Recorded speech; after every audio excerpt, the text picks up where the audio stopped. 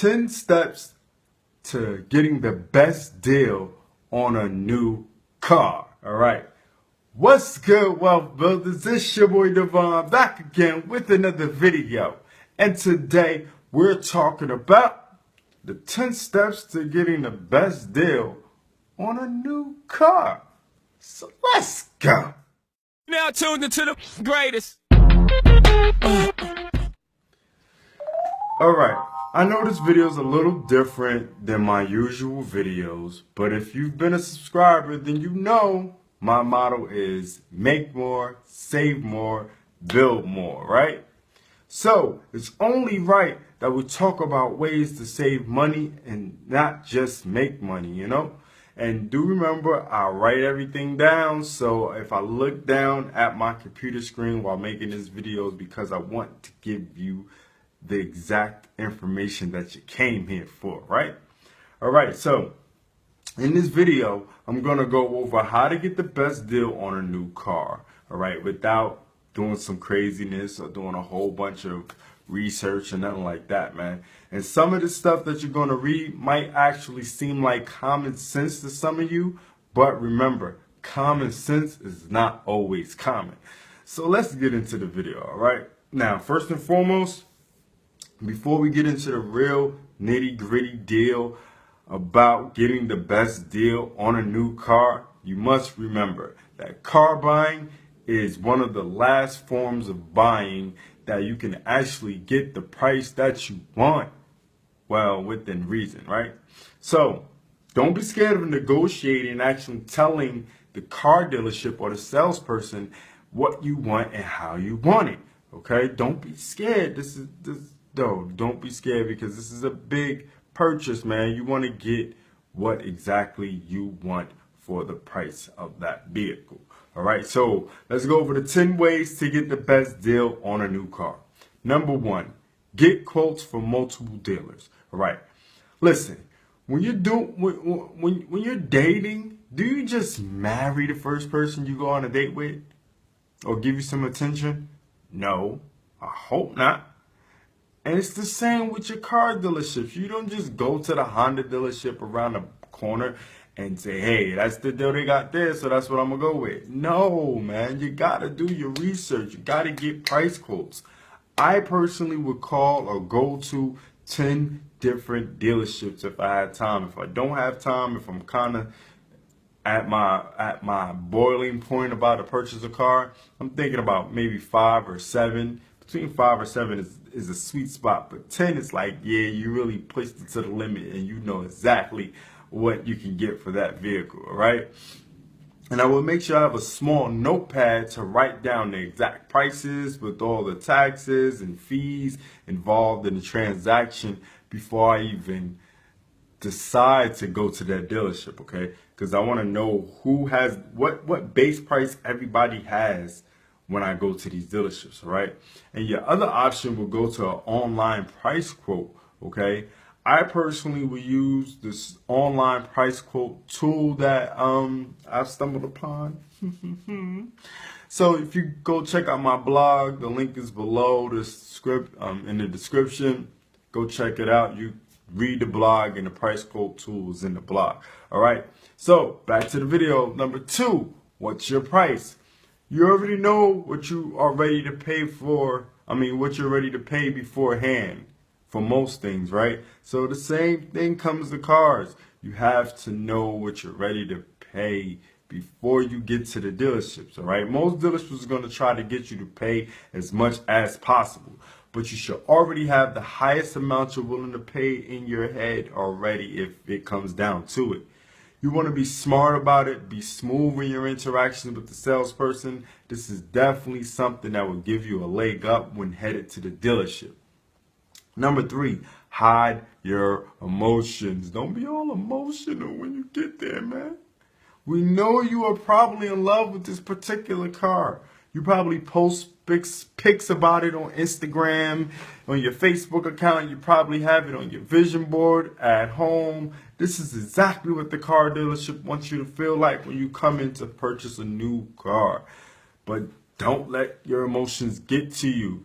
If they want you to take the car home for an overnight test drive, don't do it. Okay? This will heighten your emotional connection to the car, and you do not want that. Remember, this is a business deal. You have to move accordingly. Okay? Number 4, be ready to walk. Okay? And I'm not talking about getting up and going for your morning walk and none of that BS. I'm talking about being ready to leave the table on the deal. This is the car dealership's worst nightmare. To feel like they had you on a hook for a deal that you just left standing there. Okay? You want to make it clear that you are ready to roll at any point. Because if you feel uncomfortable about the deal or the structure of the deal or the salesperson seems sleazy or any type of underhanded BS is going on, then get up out of there, man. Walk. Don't think that's the best deal you can get in town, because I'm pretty sure there's other dealerships of the vehicle that you want in the local area. All right. Number 5, shop at the right time. Okay. Always shop for your car on off hours. And the same for clothes, anything like that. You got to go when people aren't there, man. You don't want to shop when everybody's in your face. All right? So basically, when you go to the dealerships on a Monday or a Tuesday during the hours between 9 to 5, if you work, take the day off, because this will give you very good room for getting exactly what you want. Okay, you'll be able to negotiate the deal a lot better, because the salesperson won't feel like, hey, I got other people waiting for me, dude. There's nothing. Nah, you don't want that salesperson to feel like that. You want them to feel like you are the target, the only play in town right now. It's a Monday or Tuesday or whatever, and they're not going to get a good deal, or a person in here with the credit that you have and the money that you're ready to drop on the vehicle. They're not going to get that, so they need to work with you. So this is why you go between the hours of 9 to 5 on a Monday or Tuesday. I mean, you can do it Wednesday or Thursday, but I suggest Monday or Tuesday, best time. All right. Number 6, focus on the purchase price. Right? People tend to like to talk about everything at once. This can cloud your judgment, man, and confuse you. All right? Focus on the purchase price of the vehicle. Don't give them your social security information. That's so they can run your credit check. Try to avoid all that at minimum, okay? You do not want them running your information right ahead of time before you even negotiated the purchase price.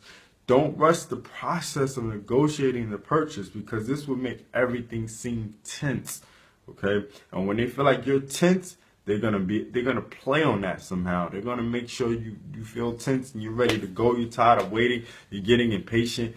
They're gonna try to wait you out on a negotiating price. They're gonna say, hey, this is the price I want, and they're gonna be like, let me go talk to my guy, and they're gonna make you wait. And you're just gonna have to be patient. Bring your phone, post on Facebook, talk some shit on Instagram, something. Do not get uncomfortable or aggy, because negotiating takes time. Number 7, monthly payments is not the end game, okay? Yes, you should know your price range for the monthly payments you can afford, but this is not where your focus should be, okay? Your focus should be on your purchase price, because focus on your monthly payments can mean disaster in the long run. Let me explain.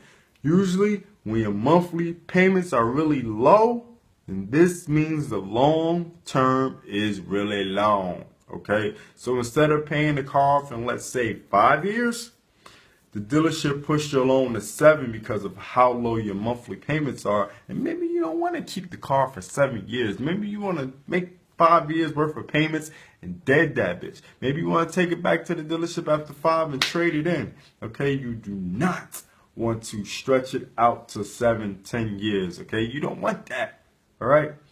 Usually, when your monthly payments are really low, this means that they're gonna end up stretching out everything else. The taxes, they're gonna stretch out the time length of the vehicle, as far as like how long you're gonna be able to have like a maintenance deal with them and stuff like that, because you want to be able to take the car back and have them maintain it and not go to some mechanic or something like that. So yeah, definitely try not to stretch your loan out further than 5 years if it's affordable. All right. Number 8, the trade-in value of your car. This is part of knowing your worth, okay? You can know your worth as a person. You can know your worth as business, okay? So you need to know your worth of your vehicle that you're trading in, okay? This will definitely help you with getting the best deal on a new car, because most salespeople will try to sell you a higher priced vehicle if they can make you feel like you're getting good trading value on your previously owned vehicle. You don't want to do that. You want to stay in the lane that you're trying to be in. All right. So don't let them do that. Actually wait until you get the price you want without the trading value of your car included in the deal. This will stop all the confusion of what the price of the car is and will make things easy in the negotiation process. Trust me. Trust me. Number 1, negotiate rebates last. First. I know that sounds crazy, but you got to do it this way, all right? Rebates and incentives are the icing on the cake. Just like any cake, you need to know what kind of icing it will have before making it, right? This is the same for buying a car. If you're buying a new car, 9 times out of 10, there is some incentive to get you in the door. After you put the work in to negotiate the price, and you are settled on how much the price of the vehicle is going to be, then you bring up rebates and incentives for purchasing the car through the particular dealership. Okay? So basically what you're going to do is you're going to know what your icing is. You're going to know in your head, okay, this car comes with this rebate or this incentives, and you want to keep that in your back pocket. You don't even want to bring that up to your salesperson, okay? Because this is where the real icing on the cake gets really sweet, okay? Tasty. Okay, basically what you're going to do is you're going to have them negotiate the price down as far as they can without even thinking about rebates or incentives. Throw in your trade-in value. Okay, there you go. And then you hit them with the rebates like, oh, but don't I get a $2,000 rebate if I purchase this, yada, yada, yada. So now they're going to negotiate the price as low as it could go, and then now you're going to get on top of that another $1,000 or $2,000 off the MSRP. Come on, man. It's a beautiful thing. It's a tactic. You got to come with the tactics. All right, so number 10, remember, not all fees are the same, right? Some fees on a vehicle are negotiable and some aren't. It's your job to figure out which ones are negotiable. So when you get to the car dealership, you are armed with this knowledge, okay? And once you're signing your name on the dotted line, the financing office is going to ask you about a lot of different add-ons like car insurance, roadside assistance. Just know there are options available outside of the dealership that are usually way cheaper than what they present to you at the time of signing your name on the dotted line, all right? So basically, what it boils down to, man, to getting the best deal on a car, on a brand new car, used car, it's knowledge, man. The more knowledge you have, the better you will be prepared to get the price you want on the new car you've been dreaming about. You know what I'm talking about. The one you keep posting on Pinterest, the one you have on your screensaver at work, the one you keep talking about at your kid's baseball game with your friends. Every time you see it on the road, you're like, ooh, I want that vehicle.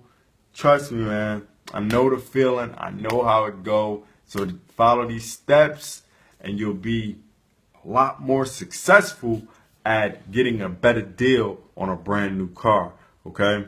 So, like I said, the actual blog is in the description below. So, thank you for watching my video on the 10 steps to getting the best deal on a new car. Do remember, Wealth Builders, make more, save more, build more. Peace. Now tuned into the greatest.